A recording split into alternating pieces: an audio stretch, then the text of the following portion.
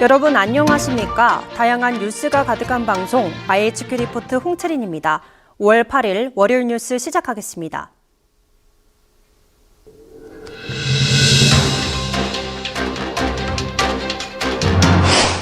윤석열 대통령과 기시다 후미오 총리가 7일 한일 정상회담을 열고 후쿠시마 오염수 방류에 대한 한국 전문가 현장 시찰단 파견을 합의했습니다. 한미일 안보 협력 강화도 논의했습니다. 더불어민주당 김남국 의원은 위믹스 코인 80여만 개를 보유했다가 거래 실명제 직전 처분했다는 사실이 알려져 논란이 일고 있습니다. 김 의원은 모두 실명 계좌만 썼다고 설명했습니다. 학령 인구 감소 영향으로 전국 초등학교 5곳 중 한 곳은 전교생 60명 이하인 소규모 학교인 것으로 나타났습니다. 30명 이하인 학교도 500여 곳에 달했습니다. 경기 부진이 계속되는 상황에서 대기업의 은행 대출이 빠르게 증가하고 있습니다. 5대 은행의 최근 원화 대출 실적을 보면 대기업 대출 잔액이 직전 달보다 17조 6,309억 원 늘었습니다. 유튜버 등 1인 미디어 창작자로 수입을 신고한 사업자가 2년 새 12배로 늘어났습니다. 상위 1%의 연간 수입은 7억 원이 넘었지만 하위 50%의 연간 수입은 40만 원에 불과했습니다.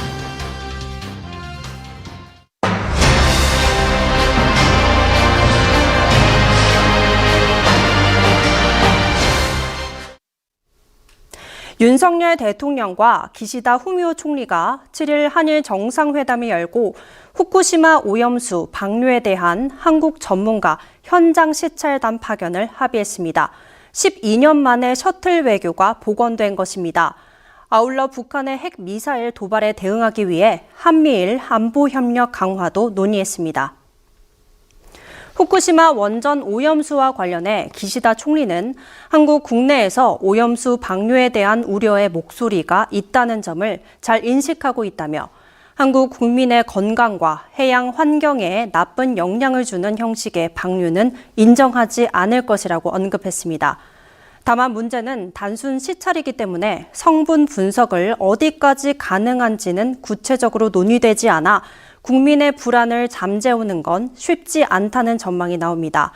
대통령실 관계자는 후쿠시마 수산물 수입 문제에 대해선 의제로 포함되지 않았고 논의가 오고 가지도 않았다고 일축했습니다. 이번 회담 핵심인 한일 과거사 문제에 대해서 기시다 총리는 역대 내각의 입장을 전체적으로 계승한다고 재확인했습니다. 다만 저는 당시 혹독한 환경 속에서 일하게 된 많은 분들이 힘들고 슬픈 경험을 하신 데 대해 가슴 아프게 생각한다고 말했습니다. 기시다 총리는 어려운 환경 아래 있던 분들이 강제징용 피해자인가라는 질문에는 명확히 답하지 않았습니다. 공식 입장은 유지하되 기시다 총리의 개인적 심정으로 과거사와 관련된 심경을 언급한 것으로 풀이됩니다. 또 윤 대통령은 북한의 핵 미사일 도발에 대응하기 위한 한미일 3국의 안보 협력을 강화한다고 밝혔습니다. 윤 대통령은 워싱턴 선언은 한국과 미국의 양자 간 베이스로 합의된 내용이지만 일본 참여를 배제하지 않는다고 답했습니다. 그러면서 워싱턴 선언이 완결된 것이 아니고 계속 논의하고 또 공동 기획, 공동 실행을 해 나가는 과정에서 그 내용을 이제 채워 나가야 하는 입장이라고 설명했습니다.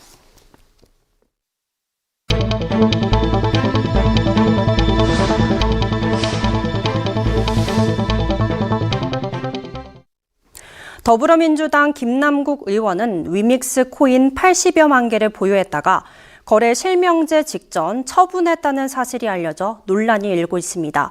김 의원은 모두 실명 계좌만 썼다고 설명했습니다.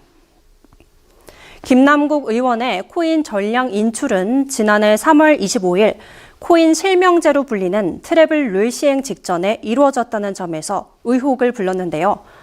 트래블 룰은 가상자산 등 디지털 자산 보유자 실명을 확인할 수 있도록 도입한 제도입니다. 이상 거래를 감지한 암호화폐 거래소는 이를 FIU에 보고했고 FIU는 거래 내역을 검찰에 통보하고 자료를 넘긴 것으로 알려졌습니다. 하지만 김 의원은 이에 대해 현금화하지 않고 다른 거래소로 이체했을 뿐이라고 해명했습니다. 그러면서 실명 거래 전후와 상관없이 모두 실명 계좌만 썼다며 이해충돌에 해당하지 않는다고 반박했습니다. 이에 국민의힘 유상범 수석 대변인은 논평에서 김 의원이 그간 서민적 이미지를 강조해 왔던 점을 지적했는데요. 유 수석 대변인은 60억 상당의 코인을 보유하고 있으면서도 구멍난 저가 운동화를 신는다고 하고 한품 줍쇼라며 후원금을 구걸하는 약자 코스프레의 이중성에 입을 못 다물고 있다고 질타했습니다. 한편 김남국 의원은 자신을 향한 60억 원어치 가상화폐 보유 의혹을 두고 한동훈 검찰 작품이라고 주장했는데요. 이에 한동훈 법무부 장관은 누구도 코인을 사라고 하거나 금융당국에 적발되라고 한 적 없다고 전했습니다. 학령 인구 감소 영향으로 전국 초등학교 5곳 중 한 곳은 전교생 60명 이하인 소규모 학교인 것으로 나타났습니다. 30명 이하인 학교도 500여 곳에 달했습니다. 7일 한국교육개발원 교육통계연보에 따르면 전교생이 60명 이하인 소규모 초등학교는 모두 1,362곳에 달했습니다. 이는 22.1%에 해당하는 수치입니다. 분교는 통계에서 제외했습니다. 전교생 60명 이하 초등학교는 2002년 548개교에서 20년 만에 2.5배가 늘어난 것입니다. 전체 초등학교 대비 60명 이하 초등학교 비율 역시 20년 전인 2002년 10.2%에서 2배 이상 증가했습니다. 지역별로는 전북이 203곳으로 가장 많았습니다. 이어 경북 201곳, 전남 199곳, 강원 164곳, 충남, 경남 161곳 등 순이었습니다. 이에 비해 대구, 세종 2곳, 서울 4곳, 대전, 울산 7곳 등 대도시는 60명 이하 소규모 학교가 10개 미만으로 적은 편이었습니다. 전교생이 30명 이하인 초등학교도 증가하는 추세로 지난해 512곳으로 집계됐습니다. 전체 초등학교 중 8.3%에 해당하는 규모입니다. 이처럼 소규모 학교가 늘어난 것은 저출산에 따른 학령 인구 감소의 영향 때문으로 풀이됩니다. 학령 인구 감소세가 이어지고 수도권 집중도마저 심화하면서 소규모 학교는 앞으로 더 늘어날 가능성이 큽니다.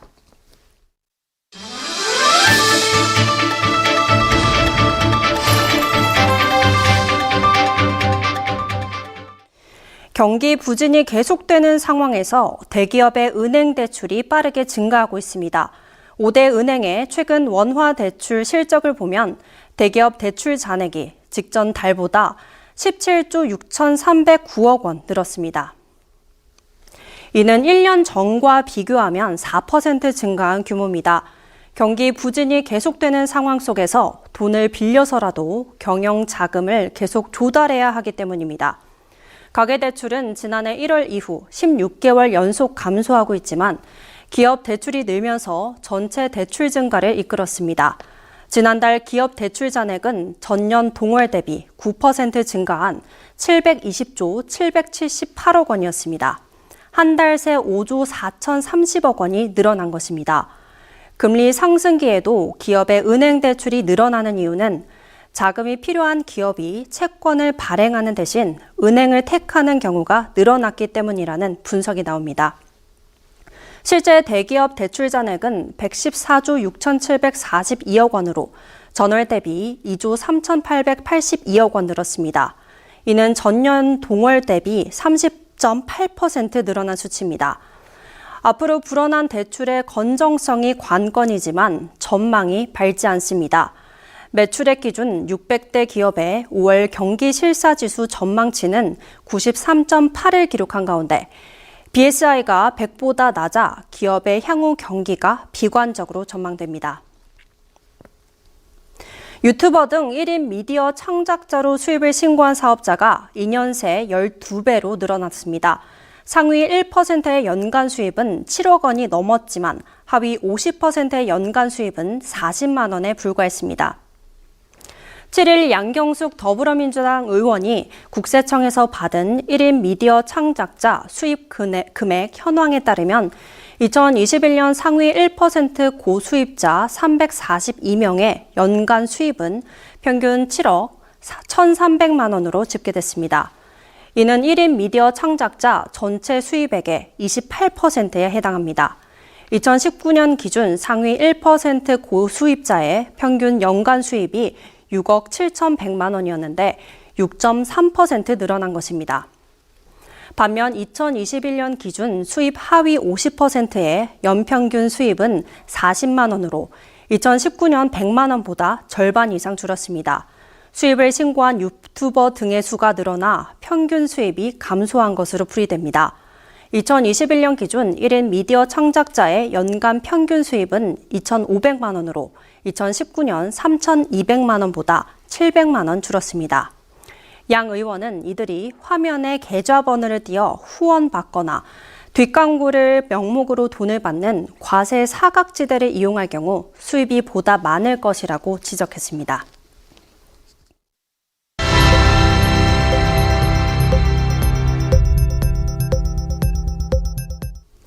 올해 1분기 일본 맥주 수입액이 1년 만에 2배 이상으로 커진 것으로 나타났습니다.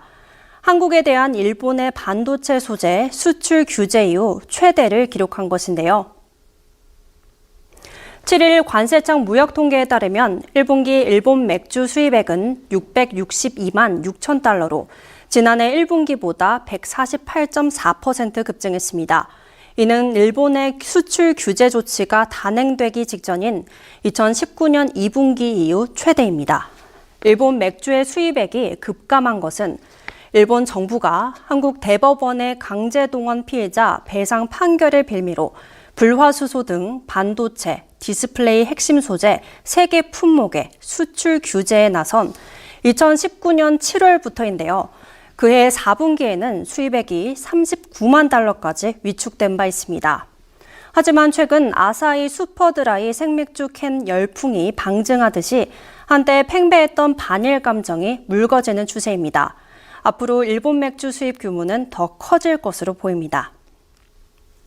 고물가 시대를 맞아 올해 234만 명의 대학생이 1,000원을 내고 좋은 품질의 아침 식사를 하게 될 전망입니다. 농림축산식품부가 1,000원의 아침밥을 전국 145개 대학으로 확대했다고 8일 밝혔습니다. 1차로 선정된 41개 대학과 이번에 2차로 선정된 104개 대학을 합치면 올해 총 145개 대학, 234만 명의 학생들이 혜택을 보게 된 것입니다. 수도권 대학이 55곳, 비수도권 대학이 90곳입니다. 이 사업은 정부가 학생 1인당 1,000원을 지원하고 학교가 나머지 금액을 부담해 학생들이 1,000원의 아침밥을 먹도록 하는 것입니다. 농식품부는 올해 사업 대상을 당초 68만 500만 명으로 잡았는데 최종 지원 대상이 3배 이상 늘어난 것입니다. 김인중 농식품부 차관은 더 많은 학생이 1,000원의 아침밥 사업 혜택을 받을 수 있도록 예산 확보 및 지자체 협력에 최선의 노력을 다하겠다고 밝혔습니다. 주한미군기지를 공원으로 바꿔 4일 개방한 용산 어린이 정원에 대해 정부가 대기 중 오염도를 측정한 결과 안정성 기준을 충족했다고 밝혔습니다. 일부 환경단체 등이 제기한 중금속 화학물질 오염 주장은 환경괴담이라고 했습니다. 국토부와 환경부는 7일 용산 어린이 정원에 대해 3차례 걸쳐 환경 안정성을 검증한 결과 모두 일반 어린이 공원만큼 깨끗한 것으로 나타났다고 주장했습니다. 미세먼지와 중금속, 휘발 물질 농도 등을 모니터링했지만 국립중앙박물관 등 주변 지역과 유사하거나 환경 기준을 충족했다는 게 정부 검증 결과입니다. 성인과 어린이 모두 온종일 정원을 이용해도 안전하다는 점을 재확인했다고 설명했습니다. 국토부는 이 부지는 미군 자녀들이 최근까지도 뛰놀던 공간이었다며 부지의 흙을 15cm 이상 덮어 기존 토양과 철저히 격리한 후 잔디를 심는 등 안전 조치를 시행했다고 강조했습니다. 이어서 날씨입니다. 화요일인 내일은 전국이 대체로 맑겠습니다. 낮 기온은 27도까지 올라가겠고 일교차는 20도 내외로 벌어지겠습니다. 제주에는 강한 바람이 불면서 높은 파도가 치겠습니다. 오전 기온은 서울, 청주 11도, 대구, 광주 10도, 제주 13도로 예상됩니다. 오늘 준비된 뉴스는 여기까지입니다. 월요일 IHQ 리포트 마치겠습니다. 저희는 내일 저녁 5시에 다시 찾아뵙겠습니다. 시청해주신 여러분 고맙습니다.